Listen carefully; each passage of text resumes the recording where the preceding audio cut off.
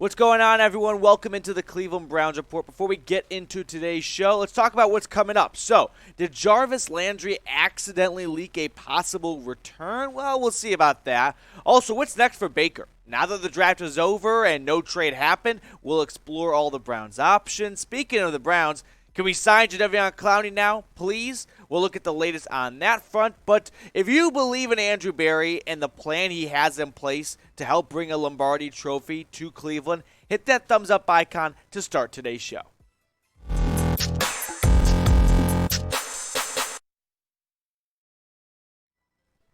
Welcome into the Cleveland Browns Report by Chat Sports. I'm your host, Matthew Peterson. We've got a lot to talk about today. After the NFL draft, and we'll talk more draft later on in the week, but there's a lot of big rumors out there regarding Baker Mayfield, Jarvis Landry, and Jadeveon Clowney's future with or without the Browns. So first things up, let's look at Jarvis Landry. I was falling asleep last night and watching an interesting show on Netflix called The Ultimatum, and I was looking at this tweet from Twitter, and Jeff, who I don't follow, tweeted out Jarvis with a full ski mask during driving in a car, and the Drake song playing in the background transitioned into him jogging out of the tunnel towards the dog pound. Hill was in the middle, so what he believes he saw was Jarvis Landry accidentally potentially posting a return video prematurely before it really happened, which got everyone wondering, oh my God, did Jarvis accidentally leak that he's coming back to the Browns?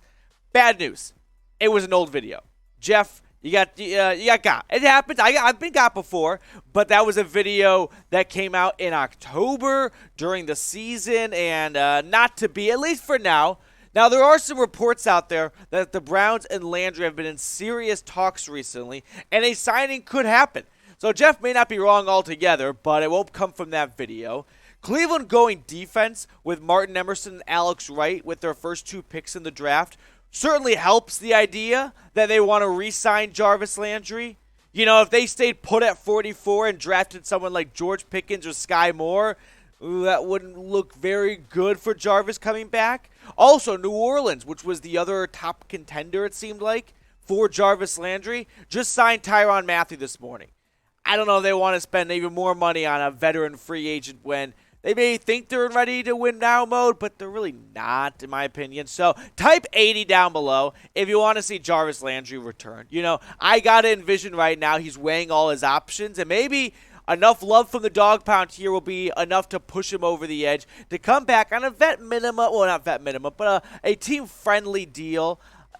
Not worth $20 million, but closer to 10. Yeah, let's run it back. Let's bring juice back to the land. Now, what to do with Baker Mayfield? The NFL draft has come and gone. Baker is still on the Browns roster. And Andrew Berry before the draft said, we're comfortable with having Baker on our roster. We're going to figure it out. And there's some ideas floating out there that what if Baker never gets traded? And what if Baker is on the Browns roster for week 1? And if Deshaun gets suspended, could Baker play for the Browns? No, Mike Florio, that's not going to happen. So here are the Browns' options. Trade Baker. Very simple. I've got 5 trade destinations he could end up at following the NFL draft. Number 1 is the Seattle Seahawks. I thought they might go QB in round 2. They opted not to. They really believe in a QB room of Drew Lock and Geno Smith? I sure hope not for Hawks fans. The Lions is the second option. They also didn't draft a quarterback. And John Dorsey's got the connection with Baker, so again, these aren't really strong connections or strong options, but it's the best of what we've got. My third best option is a mystery team. It's the kind of trade where you get the notification from us here on your phone, and you're like, Baker got traded to where? I never saw that coming, but that's my best option because I think it's more likely that he ends up somewhere random, like just taking the field, than maybe the Bucs or the Panthers. You know, is Tampa trying to think it 2 steps ahead post-Brady? And Carolina, I know they drafted Matt Corral, but there's still some. Albert Breer from SI put out a piece saying, don't rule the Panthers out yet. Carolina is still saying all options are on the table, but they are happy with their QB room right now with Corral and Darnold. To me, this sounds like Carolina saying, we'll trade for Baker if it only costs us a 7th-round pick. You know, if that's what it is, yeah, we'll do that. But if Cleveland, if you still want a fourth or a fifth or whatever Barry's been asking for, we're out. So where do you think Baker will be traded? Or will Baker be traded? Because the next option is a very different route. Y for yes, N for no. Do you think the Browns can find a partner to unload Baker and the $18 million or half of the 18, whatever it may be, to someone else? Option 2, flat out release him. Guys do $18 million guaranteed. That would suck, but you just release him, you move on, and this headache is over with. There is some interesting developments on this front because we've got training camp around the corner and voluntary workouts and whatnot. So Baker doesn't want to get fined. He may just show up to make it uncomfortable. But to me, this kind of, I don't know. To me, this sounds like, do you really want to bring your ex-wife to your wedding with Deshaun Watson? No. Please, Baker may show up just to do that. In fact, there's some belief out there that Baker is not going to sit out and get fined. And I doubt the Browns would fine him anyway if Baker didn't show. But if Baker does come, which Stefanski and Barry really don't want to see happen, he's going to be fifth in line behind Watson, Brissett, Dobbs, and the undrafted free agent they signed out of Alcorn State, Felix something, name's escaping me right now, yesterday. He'll just be chilling on the bench, drinking water, in my opinion. We'll show you option 3 in just a second, but I want to just give everyone a quick shout-out, to everyone that is subscribed.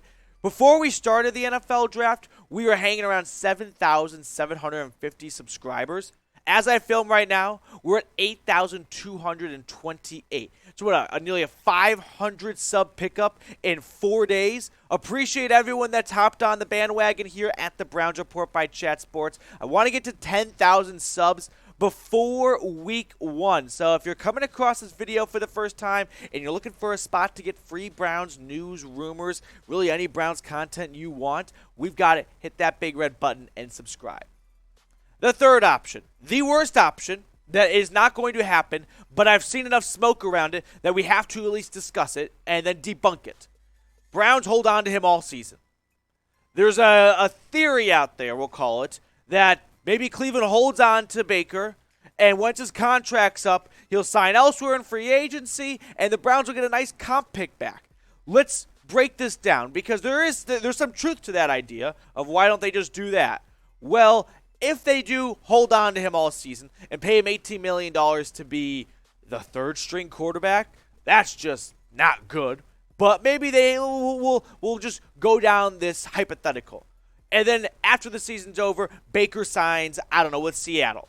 Well, if the Browns go out and make other moves in free agency, that comp pick's going to get negated. Okay, you can't get a comp pick if you were active in free agency yourself. That's not how it works. You gotta walk a fine line of letting your players walk and not signing big names. And I'm guessing Andrew Berry, who wants to win right now, because this roster is ready to win a Super Bowl right now, he's going to be active in free agency for years to come to bring in big names. I don't see a way Baker Mayfield. And knowing Baker, too, let's address that aspect of it, the Baker element. This guy is extremely emotional. He's very proud of himself. You can fill in. We can play Mad Libs here. I don't see a way Baker is just content with showing up and being the backup, being the fifth string, fourth string. That's just, I don't see it happening. Let's talk about Jadeveon Clowney in just a moment, but we've picked up some new subscribers lately, so I just want to remind everyone about what we've got going on here at the channel. We're not only on YouTube, but we're also on Rumble, an up-and-coming video platform service that gets you free and uncensored content. They're going to talk sports, news, politics, tech, business. What I love about Rumble is you can also be on their app and close out of it and still have the audio play. YouTube makes you pay for premium. Rumble gives you that for free. So follow us over at rumble.com/BrownsReport. The link is in the copy, in the description of this video, and it's in the comments. I replied to the pinned comment with it. Hit that link, subscribe. There we go.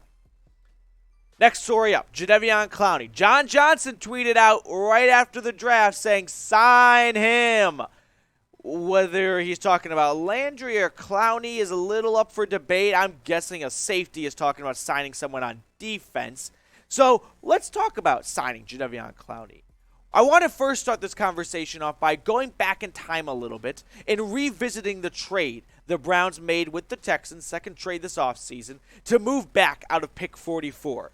When they made this trade, to me that said Barry is confident he's either signing Clowney or Landry. Because if he wasn't signing one or two of those guys, I'm guessing he would have stayed put to draft a defensive end or a wide receiver. Because look at who went right after pick 44. These are guys the Browns could have drafted at pick 44 in terms of edge rushers. Ojabo, which is going to hurt, went to Baltimore, and I think that it was a good pick, and he's going to be a good player. At 45, Josh Pachal, edge rusher out of Kentucky. He went to Detroit 2 picks later. Sam Williams ends up in Dallas a dozen picks later. Drake Jackson, not long after, in San Francisco. He got some first-round buzz right before the draft started, so that might be a nice value pick for San Francisco at 61. And then Nik Bonitto, I know a little bit far off from 44 to 64, 20 picks later, but remember, the NFL draft is a bit of a crapshoot, and you can always go back and look at previous drafts and go, how did this guy fall so far back after this many players before him?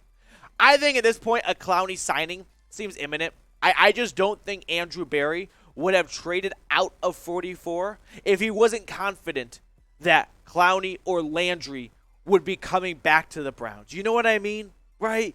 Wouldn't he have drafted a top-tier wide receiver or edge rusher at 44 if he wasn't going to get one of these two guys back? But to me, this was, he kept his cards close to him, knowing, I've got those guys in my back pocket. Let's stockpile some more picks and get some value, get some extra guys later in the draft. So if you want Clowney to come back to Cleveland, put his jersey number down below. I just love asking this because you guys always show up, and I think it's one of the coolest parts about our YouTube community here at the Dog Pound at Chat Sports is whenever we want to show some players some love, you guys answer the call. So spam 90 down below if you want Clowney to come back to the Cleveland. Come back to the Browns. This is what I've been saying, though. I think Andrew Berry's draft complements what their plans were. So if their plans were to re-sign Landry and Clowney after the draft, then why draft a wide receiver or edge rusher? And that it sounds a little hypocritical for me because I had talked about that. But now it seems to be becoming a little more crystallized and a little more concrete of, okay, they traded back. They got some more picks because they lost some picks with the Watson deal, so they wanted to recoup some assets. They know Clowney or Landry is on the brink of re-signing, so they don't have to draft a wide receiver or edge rusher. They can get some extra picks to get some extra guys to add some more depth to this roster.